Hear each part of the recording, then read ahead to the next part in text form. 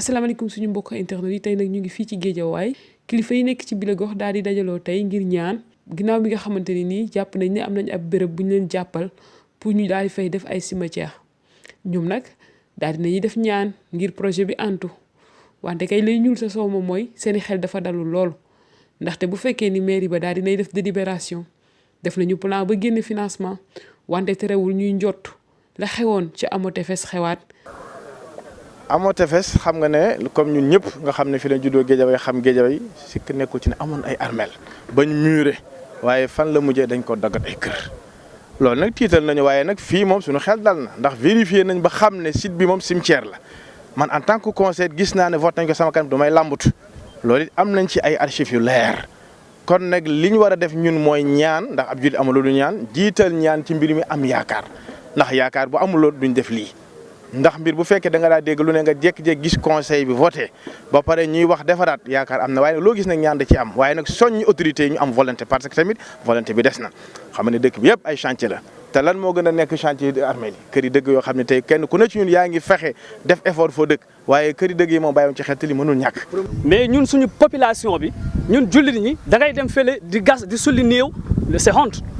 ngay sulli ay yax ñun suñu xel dalul tant que gisuñu ne parce que la ñu daloon fële ci Hamo yi daf ñoo mën a dalaat fii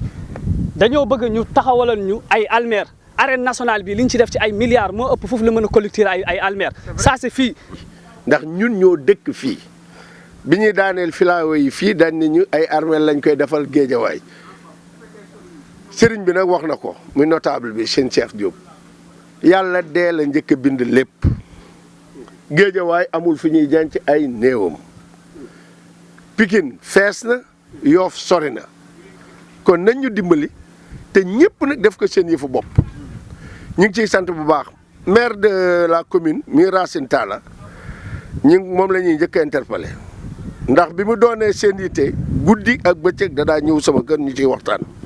maire de la ville ñëw na ak man ñu waxtaan ci it dem ba ci jàkka ji nga xam ni moom la sunu imam ratib jiite muy Ablaye Wan.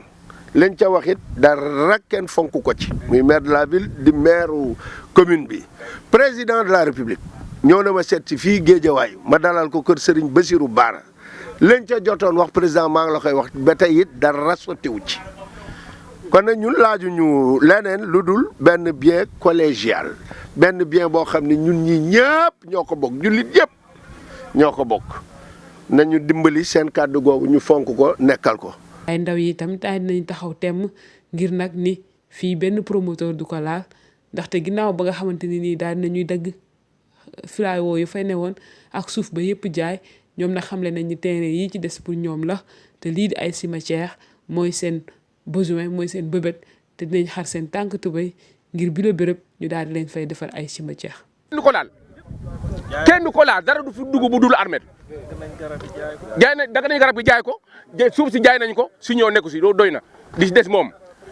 lekk na seen wàll lekk nañ seen wàll fi mu ne ni moom moomuñu ko li si des moom ñoo ko moom.